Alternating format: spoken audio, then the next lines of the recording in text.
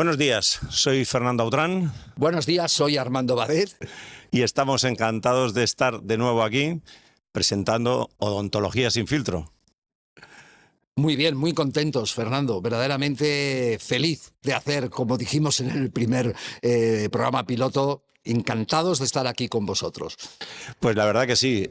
Bueno, lo primero que os tengo que decir es que gracias porque antes a micrófono cerrado, estábamos comentando que, ¿cuántos has dicho exactamente? En YouTube, que son los que yo he controlado, 723 en estos momentos, visualizaciones. 723 para el piloto, pues yo creo que no está nada mal. Yo la verdad que me siento muy contento, muy feliz.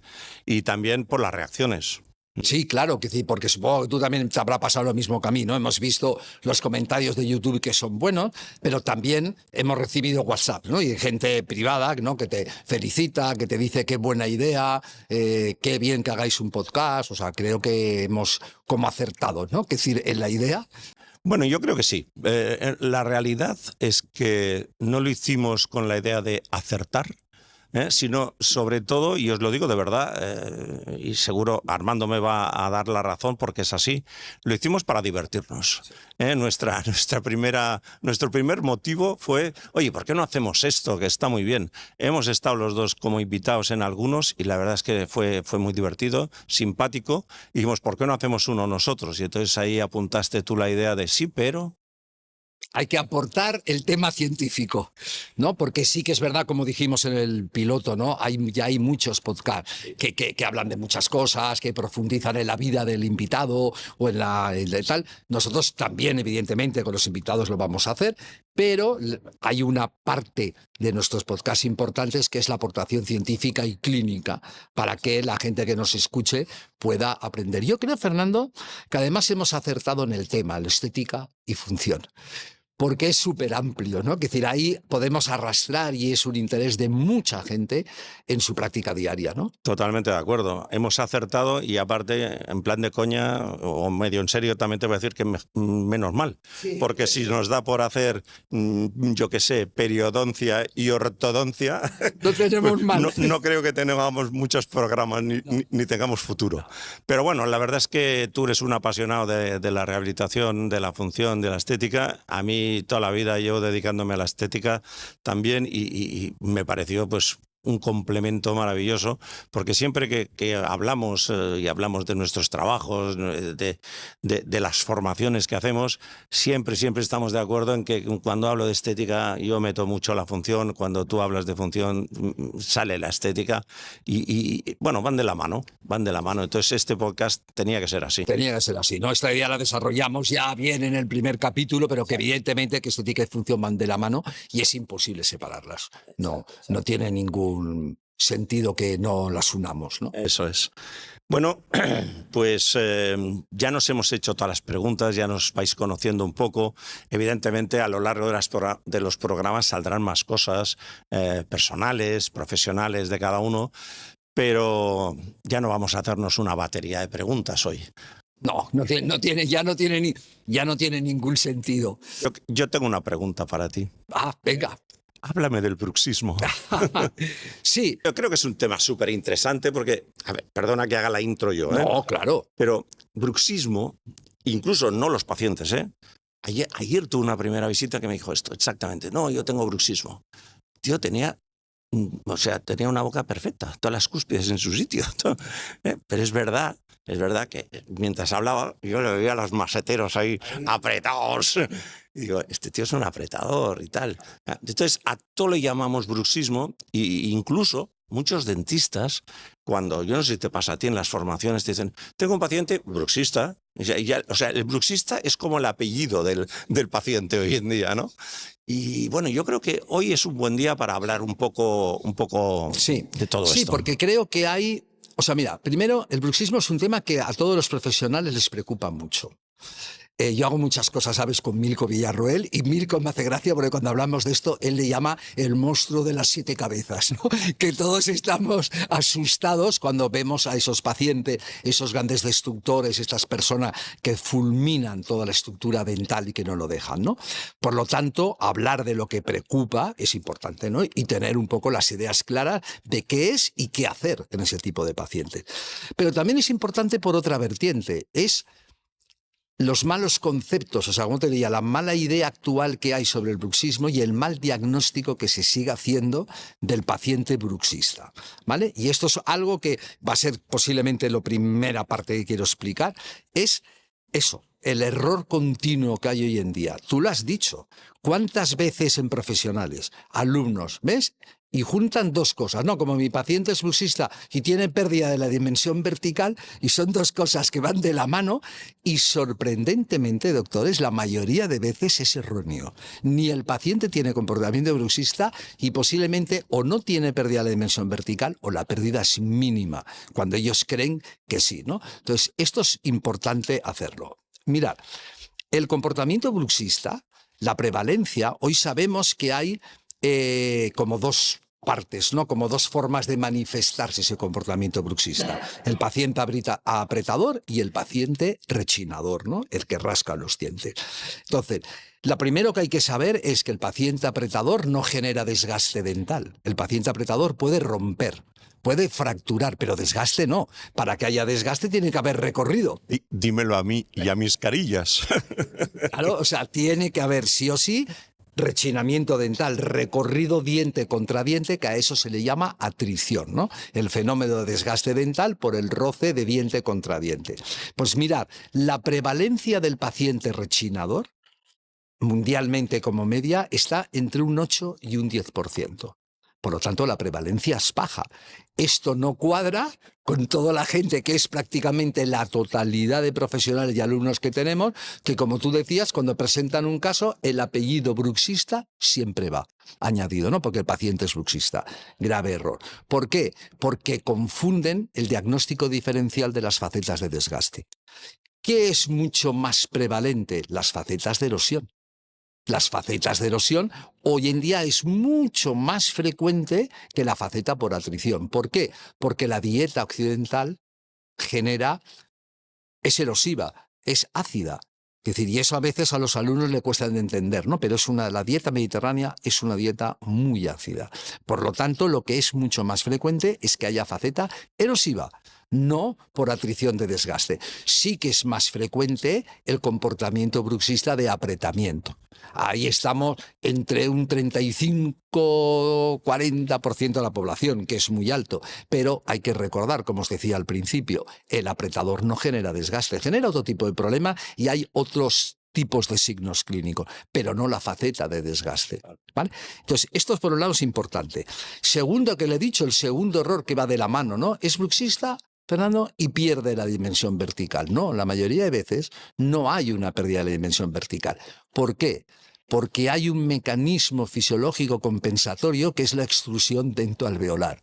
Si tenemos un proceso de desgaste lento, el diente, todo el sistema, no es que el diente se salga, todo el periodonto, o sea, hueso, tejido blando y diente, sufre una extrusión compensatoria, por lo tanto, la mayoría de veces la dimensión vertical está mantenida o hay una pérdida mínima.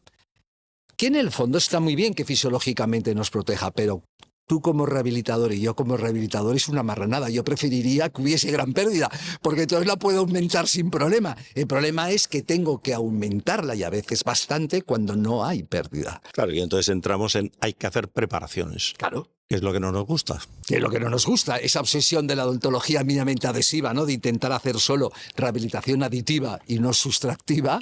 Es decir, esto hoy en día duele el corazón, ¿no? Es decir, tener que tallar dientes o tener que hacer preparaciones más agresivas, ¿no? Esto por un lado. Por lo tanto, esto sería como el primer tip que quería explicar, ¿no? Es decir, o sea, no diagnosticar mal, o sea, y pensar que no toda faceta de desgaste es porque el paciente rechina, porque, insisto, su prevalencia es muy baja, ¿vale? Y no todo el mundo que tiene facetas tiene pérdida de dimensión vertical. ¿Qué ha pasado con el bruxismo? Mira, yo cuando hago mis presentaciones, la primera diapo, la presentación, siempre pongo bruxismo Cambio de paradigma. ¿Por qué hay que hacer un cambio de paradigma? Porque ha evolucionado mucho el diagnóstico y el concepto de lo que es el bruxismo, ¿vale? Partimos quizás de la escuela anatológica años 50 y 60, que consideraba que era básicamente un problema dental. Es decir, nos dijeron cuando yo era jovencito que tú bruxabas porque tenías un contacto prematuro, una interferencia, y lo que querías hacer era eliminarla. Y entonces, como chocabas y estabas incómodo, bruxábamos, rechinábamos para quitarlas. Esto se ha sabido que era un profundo error. La oclusión no es una causa etiológica del comportamiento bruxista y esto hoy en día se sabe con mucha evidencia. ¿Dónde empezó a cambiar? ¿Dónde empezó a haber un cambio de paradigma real? Pues mira, en 3 publicaciones que fue un grupo de estos consenso de expertos, que se juntan los que saben, ¿no? E intentan llegar a consenso, que publicaron, el inicial fue en el 2013, hicieron un añadido, una explicación en el 2018 y lo cerraron en el 2021. Son 3 publicaciones que marcan claramente lo que es. ¿Cómo definieron en el 2013 el bruxismo? Dijeron que el bruxismo es un comportamiento motor caracterizado por movimientos rítmicos musculares que hacen mover la mandíbula, con resultado de apretamiento o rechinamiento dental, o el empuje o el movimiento de la mandíbula. Eso fue la definición. Y nos añadieron algo muy importante, que había 2 tipos de comportamiento bruxista: el diurno, el de la vigilia, y el del sueño. Y esto es muy importante diferenciarlos porque tienen etiologías diferentes y comportamientos clínicos diferentes. Entonces esto está muy bien porque ya tenemos que hablar, ya no vale hablar mi paciente es bruxista, no, es que no tiene nada que ver que sea un apretador diurno a que sea un comportamiento bruxista nocturno. ¿Y tú crees que esto la mayoría de los dentistas lo saben? Porque yo sigo preguntando y cuando pregunto por las placas, por ejemplo, la gente sigue poniendo la placa por la noche. ¿Qué pasa con los diurnos? Claro, es que se cometen muchos errores, ¿eh? Esta definición, que fue muy importante, y esta clasificación que se mantiene hoy en día de comportamiento bruxista diurno y comportamiento, o de la vigilia, comportamiento bruxista del sueño, esta definición tuvo un problema. Y fue que la gente no entendió lo que quería decir el empuje o el apretamiento mandibular. ¿Esto qué es? Y entonces en el 18 sacaron un segundo consenso explicando lo que querían decir. Y entonces explicaron que puede haber 2 comportamientos. Aquella persona que aprieta y rechina con contacto dental, ese es el que conocemos nosotros, el que podemos ver y diagnosticar y el que nos ha preocupado, ese que Milko llama el monstruo de las 7 cabezas, ¿no? Ese que son el que nos destroza. Pero después nos dice que hay otro comportamiento, que es aquel que tensa la mandíbula en una contracción tónica, no fásica, o que mueve la mandíbula pero sin contacto dental. Por lo tanto, esto ya empieza a ser un cambio de paradigma. Estamos hablando de un comportamiento que no implica los dientes. Por lo tanto, la definición se abre mucho. Porque claro, eso fue una sorpresa para el mundo odontológico. ¿Cómo que puede haber un comportamiento bruxista y que los dientes no participen? Sí, puede haber una contracción de la musculatura sin movimiento. Yo puedo tensar, ¿no? Esto y tensar la musculatura o puedo mover la mandíbula sin contacto dental. Y eso también se considera hoy en día comportamiento bruxista. Y en el 21 acabaron de redondearlo para explicarnos exactamente bien, de decir, el paciente bruxista no es un paciente enfermo. El bruxismo no es una enfermedad. El bruxismo es un comportamiento que puede generar un factor de riesgo. Y esto es un concepto, desde el punto de vista de la medicina, totalmente diferente. No es lo mismo que tú te enfrentes o quieras tratar a un paciente enfermo, ¿no? Es decir, que tú creas que el bruxista es un paciente enfermo, a que simplemente es un comportamiento motor que puede o no puede dañar. Como resumen y cambio de paradigma, esto fue muy sorprendente.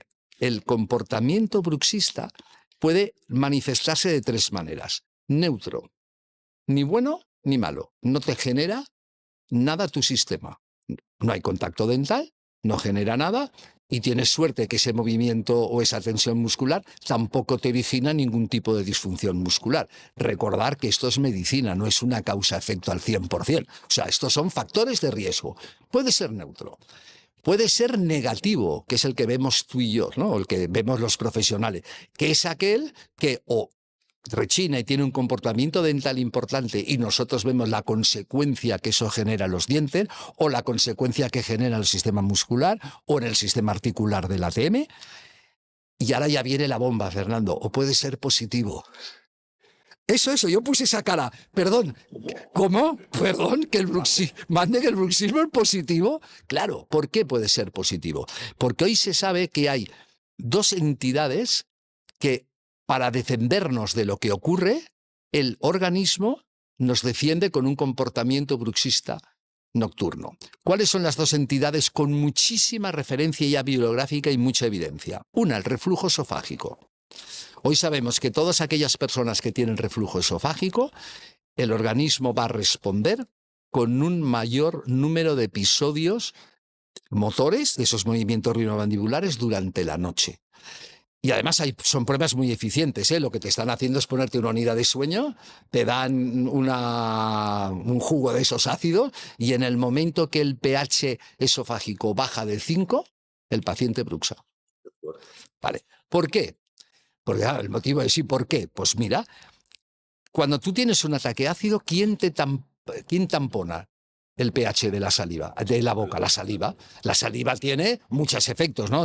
Tiene lisoenzima, tiene elementos antibacterianos para evitar caries, minimizar caries. Pues una de las cosas que hace es que intenta tamponar para mantener, esto es un proceso químico, ¿no? Mantener la solución a un pH constante, ¿no? Entre 7 y 7,2. Vale.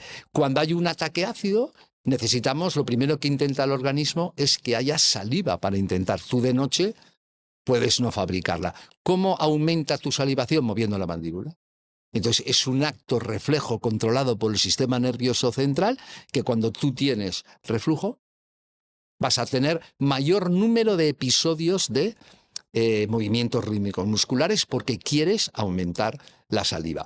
Y otro, doctores, que es muy chulo, porque eso es un problema que yo tengo con muchos pacientes, son los grandes roncadores y los que tienen apneas. El gran roncador y el que tiene apnea, rechina. Y la gente, y esto es muy importante, porque ¿cuántas veces, Fernando, tú le explicas al paciente?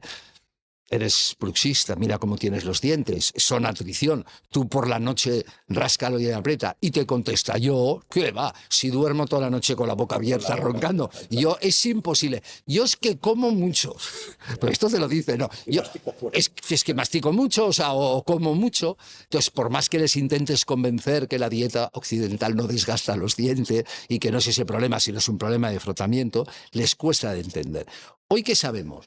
Que el gran roncador y el que tiene apneas, fisiológicamente la respuesta del organismo es comportamiento bruxista rechinador, sobre todo en protusiva. ¿Por qué? Porque lo que genera es adelanta la mandíbula para ampliar el espacio aéreo y que respires mejor. Estás en una apnea. Un detalle sin importancia, si la mantienes muchos minutos te puedes morir. O sea, el organismo tiene que luchar contra esa apnea continuada. Fíjate, esta explicación que acabas de dar, a mí no me la habían dado jamás tan bien, tan detallada y tan precisa, pero esto lo sabía por un motivo muy concreto, porque yo he vivido eso en propia carne. O sea, yo he tenido durante años problemas de reflujo y cuando por fin decidí, a base de codazos de mi mujer por la noche, ponerme un CPAP, oye, el CPAP me ha curado de todo, o sea, no ronco, desde luego no ronco, desde luego no hago apneas, pero no aprieto y no tengo reflujo. Es que es alucinante. Porque esto va de la mano. Todo. O sea, realmente yo no era muy proclive ni a llevarlo yo ni a recetar el CPAP. Yo había hecho, como todos hemos probado, pues los dispositivos estos de adelantamiento y tal, en fin, con resultados, sí, exacto, en fin. un poco imprevisibles. A veces iban bien, a veces no sabíamos muy bien por qué. Oye, el CPAP, ya digo, lo he descubierto en propia carne y es algo alucinante porque todo paró. O sea, no aprieto, no apneas, no ronco y además el reflujo se ha ido. O sea, es algo alucinante, alucinante. Claro, claro, pues, Entonces, cuando dicen, todo está relacionado, joder, yo os doy fe que sí, en mi caso. pues fíjate el cambio de paradigma, ¿no? Que decir, o sea, que son tres comportamientos con tres posibles consecuencias, ¿no? Neutra, positiva y negativa. Evidentemente, a nosotros la que nos repercute de forma directa es la negativa, ¿no? La que te va a poder generar, como decía antes, o disfunción muscular o articular o dental. Eso es muy importante que lo controlemos. Etiología de esto, decir, o sea, ¿vale? Porque esto hay que diferenciarlo. Claro. También hay bastante evidencia. Mirad, el comportamiento nocturno, sobre todo el rechinador, tiene que ver con patología del sueño, con los ciclos del sueño. Sabéis que el sueño tiene 4 fases no REM y una fase REM, ¿no? Una fase del sueño muy superficial, una un poquito más tal, después una fase ya profunda, una muy profunda, y después hacemos un ciclo REM, que es el de los movimientos oculares, y esto se repite, estos ciclos 4 o 5 veces en un ciclo de sueño de 7-8 horas, ¿vale? Lo que hemos aprendido es que de forma fisiológica, entre la fase profunda y la fase REM, hay un proceso que se llama microdespertar, lo que los ingleses llaman los arousal, ¿vale? Y el arousal, microdespertares, ¿vale? Y el microdespertar es fisiológico y parece que lo necesitamos. Es como un reseteo cerebral, o sea, para el buen funcionamiento de nuestro cerebro, esto siempre está en el ciclo del sueño. Y esto lo ven en unidades de sueño, ¿no? Con una persona monotonizada de todo. Bueno, el microdespertar, ¿en qué consiste? Un aumento de la frecuencia respiratoria, un aumento de la frecuencia cardíaca.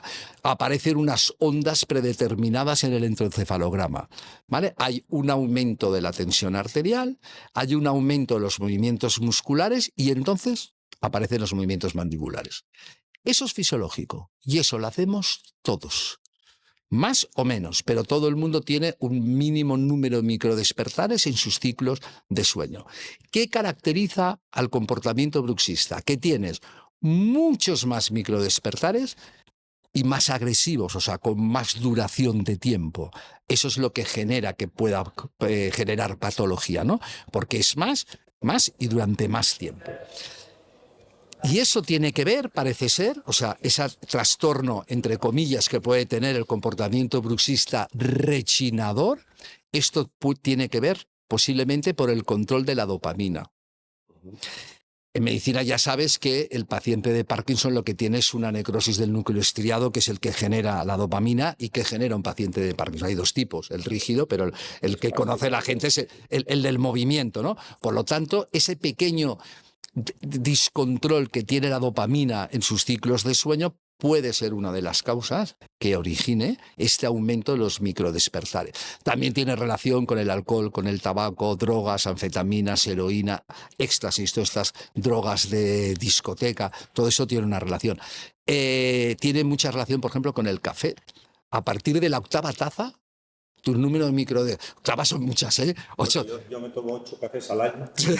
Pues a partir de 8 tazas al día, el número de microdespertares aumenta de forma sustancial, ¿vale?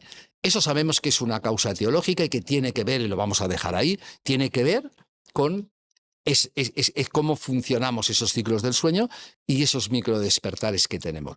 Como el microdespertar es fisiológico, no vale para diagnosticar a un paciente que tú me digas, o me diga Maite, esta noche has rascado los dientes. No, eso puede ser normal.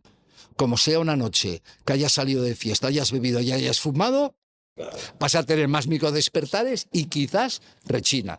Hoy en día la escuela americana, la de trastornos, la del dolor orofacial o trastornos temporomandibulares, te dicen que para diagnosticar de forma fehaciente un comportamiento bruxista, tienes que escucharlo al menos 3 o 4 veces por semana durante 2 meses. O sea, tiene que ser continuado. No vale el que me digas una noche rechino, esta semana. Bueno, pues quizás has tenido una semana muy complicada, hijo, y tus microdespertares están ahí, ¿no? O sea, tiene que ser continuado. En contrapartida, el apretador, que puede ser nocturno, puede ser diurno, eso sí que tiene una relación muy directa con el estrés.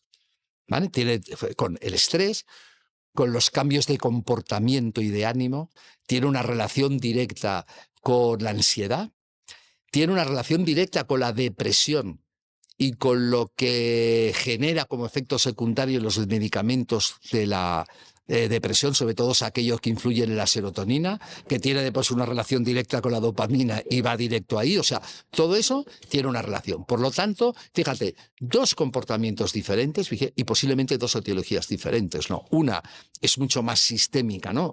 Una mucho más controlada por el sistema nervioso central, que es el rechinamiento nocturno. Otra mucho más relacionada con nuestra forma de vivir. El estrés, la ansiedad, la depresión, los cambios de edad, todo esto tiene mucho, mucho que ver, ¿vale? Siguiente paso que podíamos hacer cuando hablamos, ¿cómo lo diagnosticamos, no? Mirad, el diagnóstico, la escuela americana lo divide en tres fases, ¿no? Que depende del nivel de evidencia que tenga. Nivel de evidencia 1, nivel de evidencia 2 y nivel de evidencia 3, que es el máximo, ¿no? Yo creo que clínicamente, como veréis, podemos aplicar el 1 y el 2. El nivel 3 yo creo que sirve para los grandes estudios, las publicaciones o para lo que estés haciendo. El nivel 1 es muy sencillo, es un cuestionario. Es un cuestionario que yo lo tengo en la consulta y que muchas veces en las primeras visitas o en los pacientes que me remiten, por ejemplo, para ATM o para cosas, se los paso como un screening. Es un cuestionario que tiene 10 o 11 preguntas y que todo va relacionado con el tema del bruxismo, ¿no? La primera es evidente. ¿Te oyen por la noche ruido por la boca? ¿Duermes con pareja? ¿Duermes con alguien en la habitación de al lado y te dice, oye, por la noche hacéis mucho ruido? Esa es evidente, ¿no? Porque esa nos va a ayudar a entender que si es repetitivo, tiene un fenómeno rechinador. Y después todo lo demás va dirigido a preguntas a las molestias, ¿no? ¿Te levantas con sensación con los dientes raros? ¿Te levantas que algún diente o los dientes te molestan? ¿Tienes sensación que los dientes se mueven? Porque a veces el mantener ese apretamiento continuo genera como una pequeña inflamación del ligamento dental. La sensación es que los dientes a mí se me mueven ahora. Es decir, o sea, que no es que se muevan, pero es como una sensación. Te levantas con sensación de cefaleas, que es un signo muy claro de, ¿no? de dolor referido por contractura muscular, sobre todo de los temporales. No sé, hay muchas, ¿no? Te levantas y te cuesta un poco abrir la boca y tiene que pasar un ratito hasta que... Fíjate que son toda una serie de cuestionarios que nos ayudan. Claro, si son 10, pues cuando más crucecitas pongan, más cerca estás de tener un comportamiento claramente bruxista. La segunda fase sería la exploración clínica. ¿Cuáles son los signos clínicos de que este paciente tiene un comportamiento bruxista? ¿Vale? ¿Qué podemos mirar? Uno, el más claro y el que nos va a dar más evidencia, la presencia de atrición dental. ¿Vale? Aquí quiero hacer un pequeño lapsus, ¿no, Fernando? Ese diagnóstico diferencial entre atrición y erosión. Recordar, ¿no? Tú lo ves, ¿no? Que decir que hay...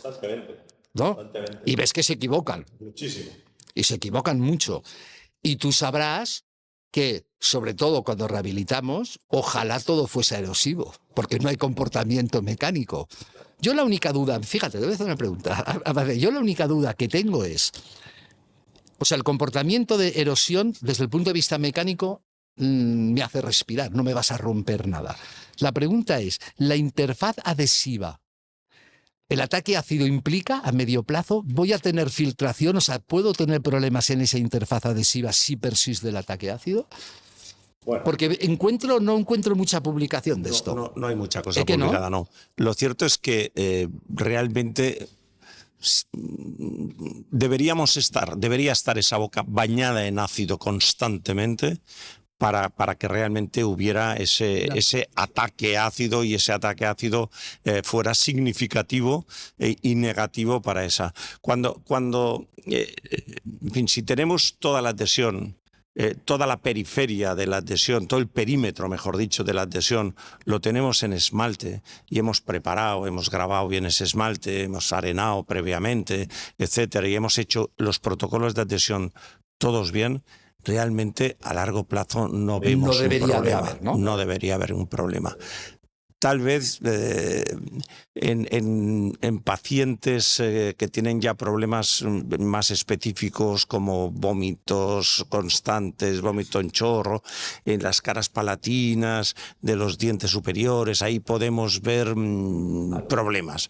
Pero en general, a mí no me preocupa, sinceramente. No, a mí tampoco. No. Pero ya que te tengo como experto, son dudas que a mí me generan. Segundo, ¿ese ataque ácido tiene alguna repercusión frente al composite, de cambio de color, de cambio de que sea más mate, que pierda, yo qué sé, o se mantiene? A ver, el composite es orgánico, por tanto siempre es más sensible al ataque ácido que una cerámica, por ejemplo, o un circonio. Sí, efectivamente sí. Pero insisto, tiene que ser algo muy... el factor erosivo tiene que ser muy constante, grave y muy frecuente sobre todo. Sin embargo, es verdad lo que dices tú, que hay una confusión hoy en día mucho en los profesionales incluso, que decimos... Vemos un desgaste y decimos bruxista. Y muchísimas veces, bueno, tú lo has dicho antes, el 90% no lo son. No digo que el 90% sean por erosión ácida, pero sí que es verdad que hoy vemos, y gente muy joven, pacientes con 30 años, con unas erosiones ácidas brutales, que han perdido sustancia, han perdido esmalte, han perdido dentina, tienen el patrón de erosión es claro, y no sé si ahora vas a contar un poquito sobre esto, pero es diferencial, lo ves enseguida, pero es cierto que es súper agresivo. Es que la dieta es muy ácida. Lo que pasa es que la gente pregunta mal. Mira, esto es como en España preguntar a un español, ¿bebes? La respuesta siempre es no. Yo beber lo normal, que decir, no bebo. ¿Por qué? Porque como somos un país productor de buen vino, de cultura, entre comillas, del alcohol, pues evidentemente la gente considera que bebe cuando se emborracha. Yo no me emborracho nunca, por lo tanto hago lo normal. Y el normal en España, en Francia, en Italia es alto, porque bebemos, ¿vale? Pues con la dieta ácida pasa lo mismo. Tú no puedes preguntar, ¿pero tomas ácido? Te diga, no, o sea, a mí el ácido no me gusta, yo el limón no lo pruebo. No. ¿Tomas tomates? Claro, siempre. Claro, si el problema no es ese. El problema es, fijaros, la disolución del esmalte empieza a aparecer cuando el pH de lo que tomas está por debajo de 4. Lo que hablamos de todos los cítricos, todas las bebidas carbonatadas, todo lo que tenga gas, todos los refrescos, el vinagre, las salsas, el tomate, o sea, es que hay cantidad de cosas. 2 cítricos al día aumenta por 37 la presencia de 2 cítricos al día. La bebida carbonatada la aumenta por 10. El vinagre la aumenta por 15. Ahora tú suma la cantidad de gente que dice, bueno, yo me tomo un kiwi porque va muy bien para ir al lavabo, por la tal, o me regulo, o a mí me gusta mucho una naranja, o me gusta tal, ¿no? Y yo sí, yo tomo con gas porque bebo Coca-Cola, o bebo algo con gas, o bebo algún refresco. Sí, a mí las ensaladas me gustan y claro, con vinagre del bueno. Tú fíjate que ellos consideran que no hacen una bebida ácida y fíjate el ataque ácido cada 24 horas, que por eso, chicos, doctores, es tan frecuente, porque hay que hacer una buena tal.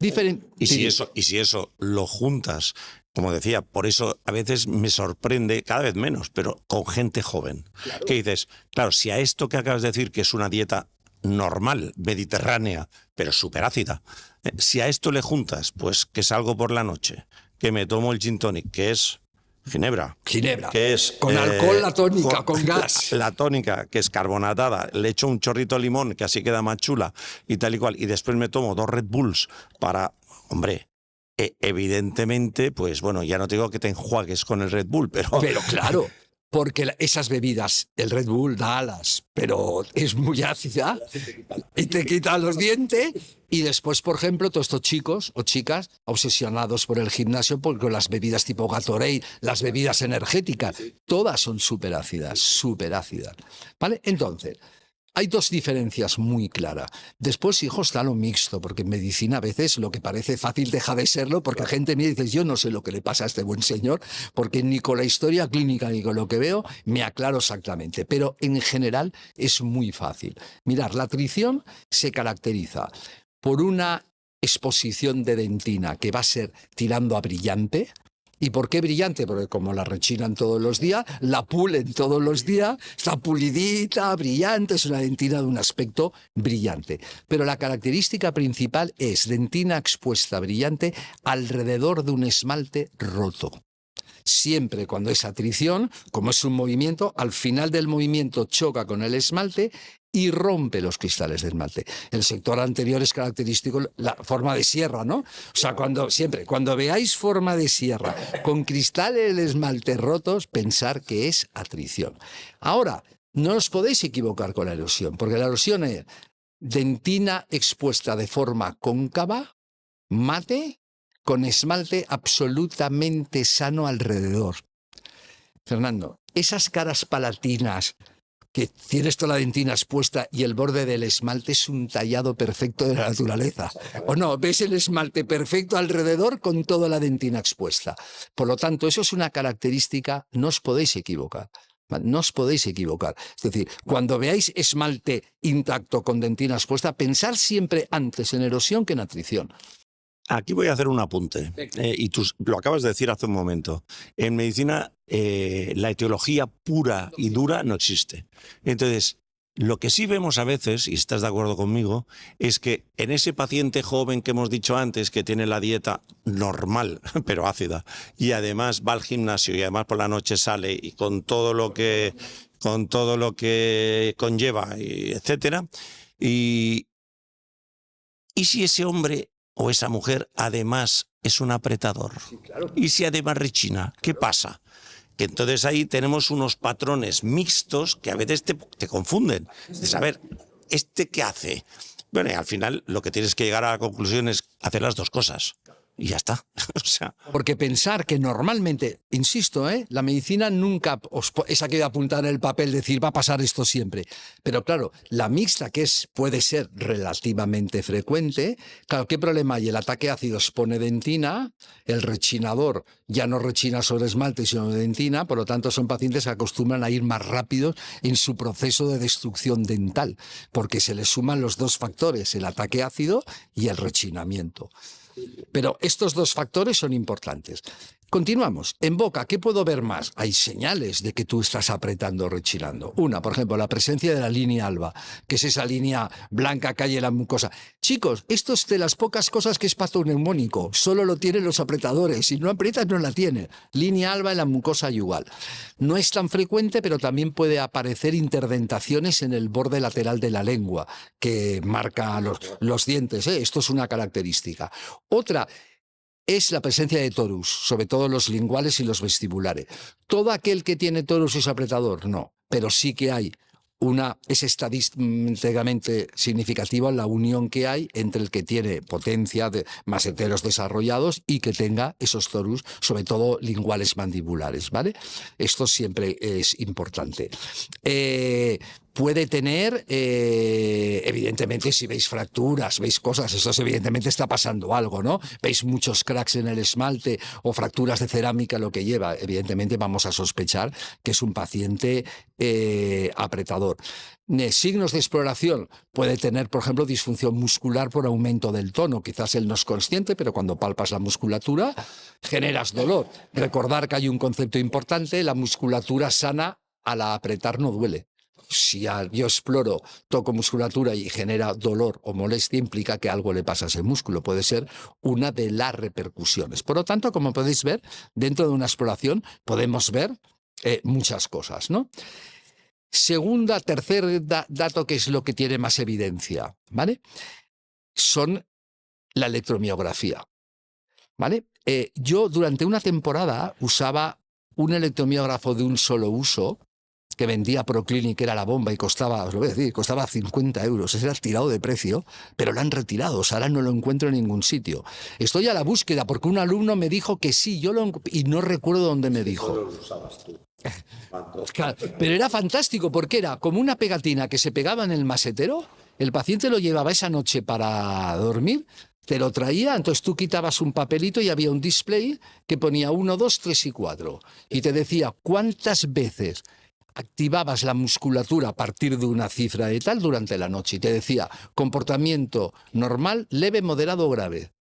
Era muy bueno tú para diagnosticar y muy bueno para concienciar al paciente de lo que ocurría. Pues no se lo decías tú, se lo decía una máquina. Pero decía la máquina, esto no valía para los que tenían barba, porque no se pega. Entonces no creo que se quisiesen afeitar para la prueba.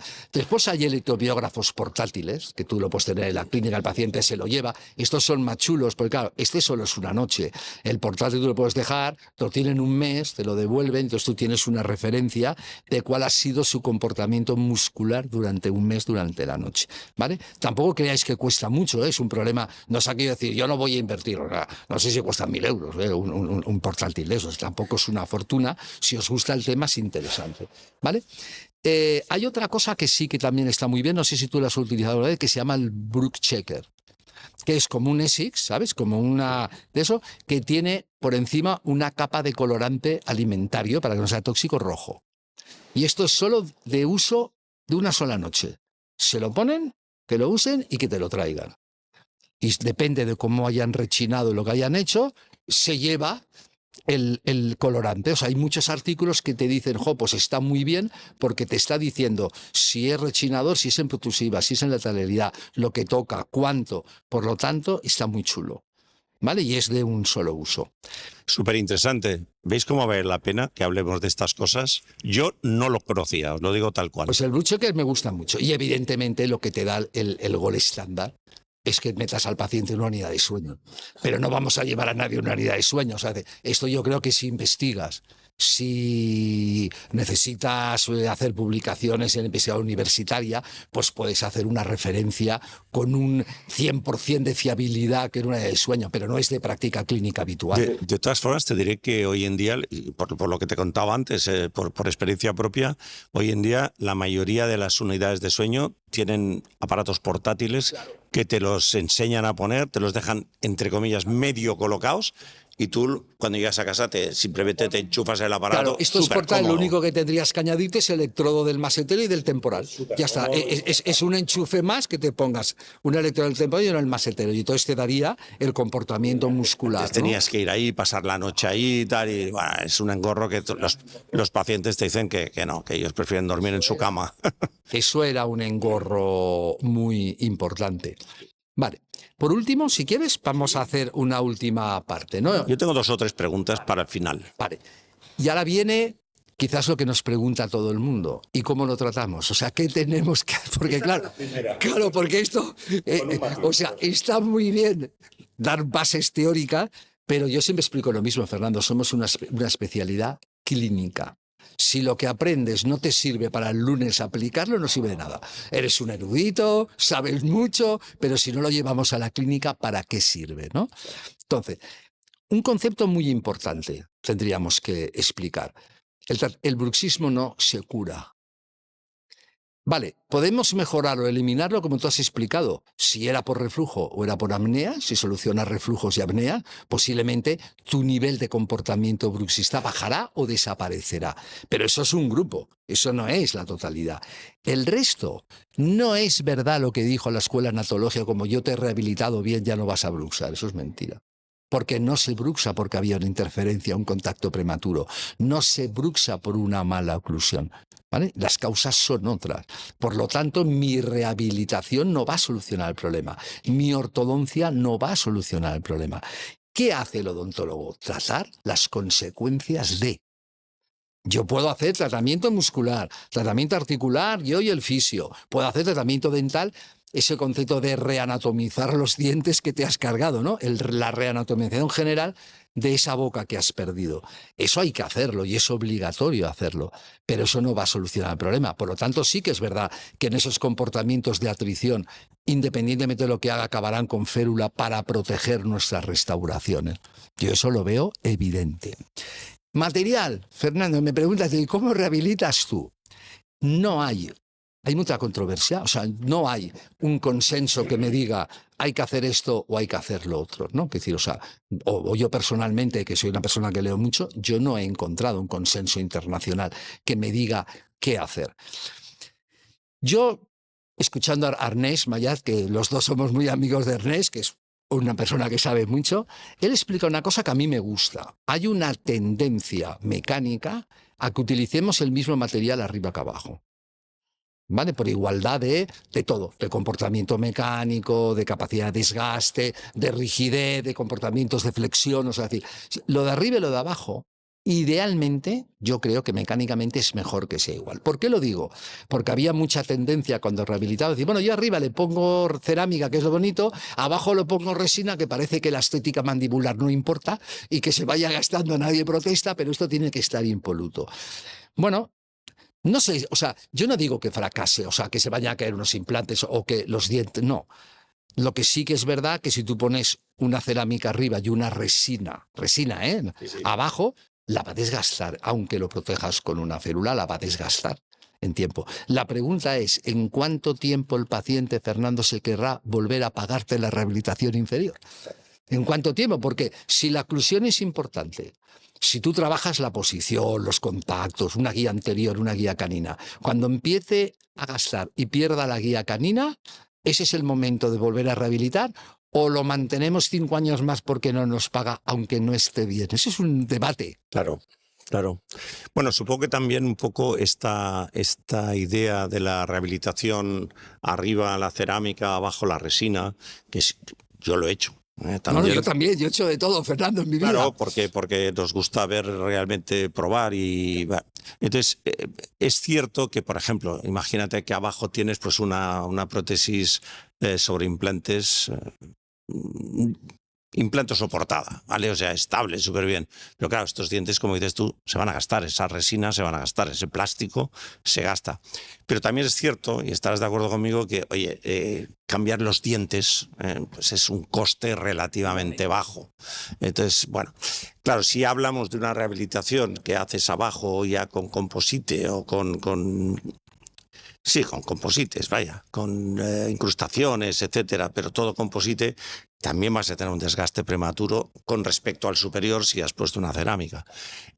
Ahí ya el tema es diferente, ahí ya el coste de la rehabilitación va a ser alto, el trabajo va a ser mucho mayor, son cosas desde luego a valorar. Ahí sí que nosotros ahora, la tendencia que hacemos en la clínica, estoy de acuerdo contigo, es ahora a usar el mismo material para arriba que para abajo. Para abajo. Entonces, material. Yo creo que en comportamientos leves o un poquito más que leves, usa el material que queráis. Yo creo que se puede utilizar cerámica. O sea, no creo que sea una barbaridad poner circonio arriba y circonio abajo. También lo he hecho. Es decir, no creo que sea una barbaridad en un apretador leve o en un apretador bastante moderado, ligeramente, un poquito más de leve. Ahora, el problema es en el destructor de verdad, en el gran rechinador que se ha llevado por delante todos sus dientes. Esta persona, ese hábito lo va a seguir haciendo. Por lo tanto, y ahora fíjate una cosa, ¿tienes en mente el paciente con esos dientes gastados? Tengo perfectamente en mente que rompe hasta los implantes. Hasta los implantes, ¿vale? Pero fíjate, tiene los dientes destrozados, no tiene ni una caries, no tiene enfermedad periodontal ni le duele nada. ¿O no? Y piensas, ¿por qué? ¿Por qué ese paciente? ¿Cuál es el fusible de ese paciente? El desgaste. Toda la energía que acumula la libera desgastando estructura dental. Por lo tanto, como tú le encierres en un material que no pueda desgastar, esa energía ¿dónde va? O rompe la estructura, o rompe el diente, o rompe el implante, o rompe el tornillo, o le duele la TM, algo pasará. Porque su fusible, o sea, él cómo libera todo, gastando. Por lo tanto, a esos grandes destructores cuando llevamos, yo soy tendente a colocar un material que tenga una cierta capacidad de desgaste, porque le tengo que dejar el hábito. Tampoco lo puedo encerrar en una guía anterior o una guía canina muy cerrada, porque va a chocar, va a ser interferente. Necesito darle horizontalidad en lo que yo haga y un material que sea como más agradable que la cerámica por su nivel de rigidez, ¿no? Yo actualmente llevo una temporada que los estamos rehabilitando con composite fresado.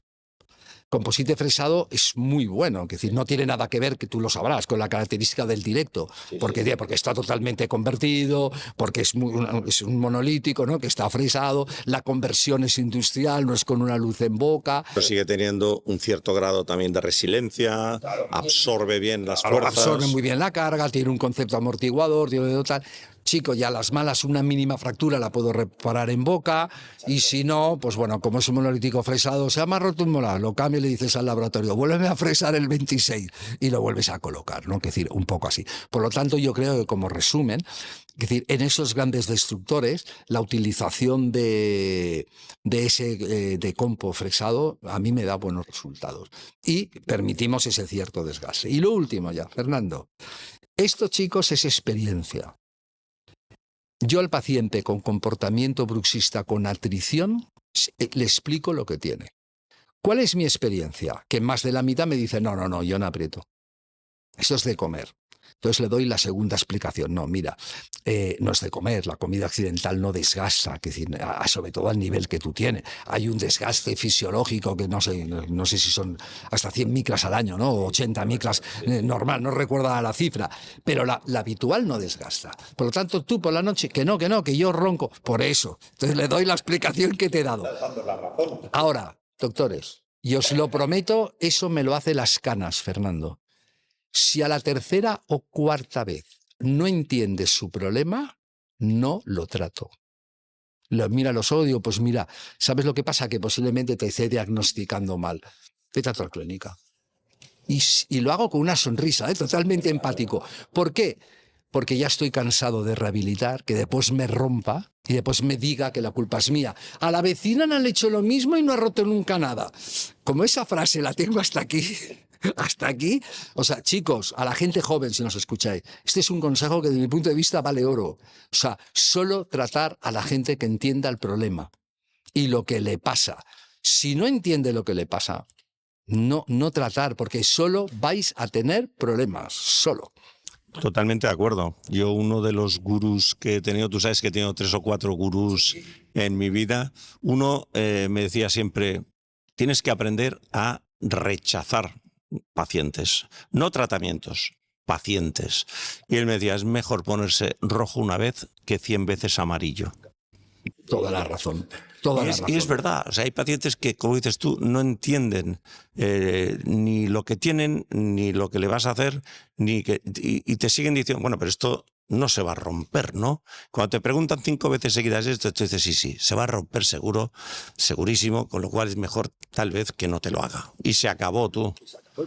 O decirles, que yo lo llego a decir, mira, yo creo que no tengo el nivel suficiente para tratar tu caso. Es que yo eso lo digo, le digo, mira, estaré diagnosticando mal y frente a un diagnóstico erróneo, si tan seguro está, pues yo no sé más. Que decir, vete a alguien que sepa más que yo. La broma no, ¿sabe lo que pasa? Que a mí me decía el gurú, a tu peor enemigo. Claro, yo hago una broma, pero en un podcast en directo no puedo hacerla. Ay, no tengo problema, es sin que filtro. Nos llamarán la atención. Odontología sin filtro.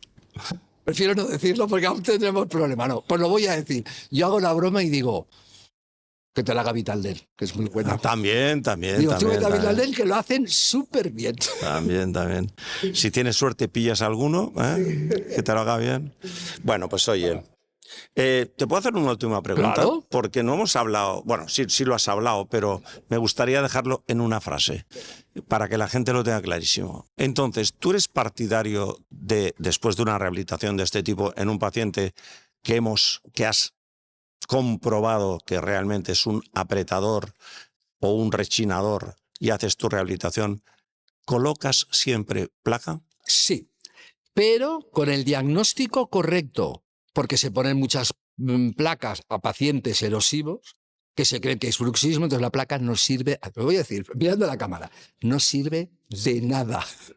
¿Para qué lo ponéis? Es un ataque ácido y es lo más frecuente, por lo tanto es evidente que sobretratamos con la férula. Ahora, a un apretador, mira, a un rechinador está claro, va a seguir rechinando, es una forma de proteger. Y además hay una ventaja, que el rechinador normalmente es en el sueño. Es muy difícil que rechines en vigilia, porque si te das cuenta paras al momento, o sea, es muy difícil. Esto es un hábito en el sueño, por lo tanto, proteger nuestras restauraciones, proteger el sistema, vale. El apretador está bien, Porque mira, hay una evidencia científica absoluta que solo por colocar una férula bien ajustada, la carga que recibe las ATMs disminuye en un 30%. Y esto lo hacen en una artroscopia, ¿eh? O sea, mide la presión interarticular una vez con la artroscopia hecha, abierta. Lo miran presión interarticular con y sin férula, hay muchos artículos que lo miran, y solo por colocar una férula disminuye un 30%. Por lo tanto, eso es odontología preventiva. Estoy previniendo una sobrecarga articular. Ahora, que se ponen muchas innecesarias, evidente, muchas, que no sirven de nada. Pero de nada. Yo digo que sirven para dormir tranquilo, pero sobre todo para dormir tranquilo el odontólogo, sí, claro, el dentista. Yo le pongo la férula y yo duermo tranquilo. Al paciente le da igual y ya está. Y ya está, evidente. Muy bien, oye, yo creo que ha sido una charla súper interesante porque además, como he dicho al principio, es un tema que incluso la mayoría de los dentistas navegamos un poco a ciegas. Metemos en el mismo saco muchas todo cosas. Y realmente son cosas muy distintas, la erosión ácida, el bruxismo, etcétera. Que bueno, que como dices tú, para un erudito hablar de todo esto está muy bien, pero es que después tenemos que tratarlos y no podemos tratar igual a un erosionado, por decirlo así, que a una persona que realmente tenga un bruxismo, que haya perdido por atrición el volumen X de sus dientes, que a lo mejor ha compensado buena parte de esa pérdida con esa extrusión pasiva, etcétera, etcétera. Y, evidentemente son tratamientos distintos, enfoques distintos en el tratamiento.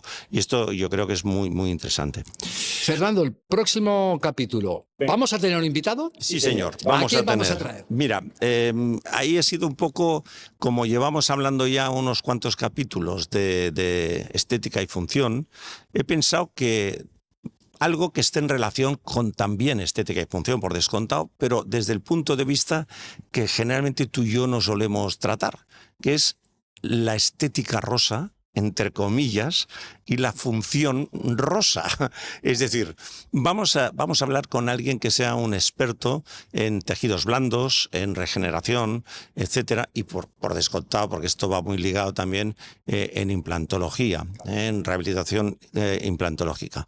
Pero claro, hay un tema ahí que creo que es súper interesante y que nos une a los tres, o nos unirá, que es la estética de la función y la estética rosa, que es el implante unitario en el central. Ese es un tema que yo creo que, aparte de ser un dolor de cabeza, para los que nos dedicamos al composite, es el central negro. Ese es el dolor de cabeza principal. ¿Cómo consigo igualarlo? Yo creo que para el rehabilitador con implantes es el central. Dices, hostia, hacer algo bonito, más que bonito, o sea, algo imperceptible. Claro, es que eso cuesta mucho, porque hacer un central solo un central con lo que sea, o sea, tú lo dirás, es mucho más fácil de canino a canino que solo un central.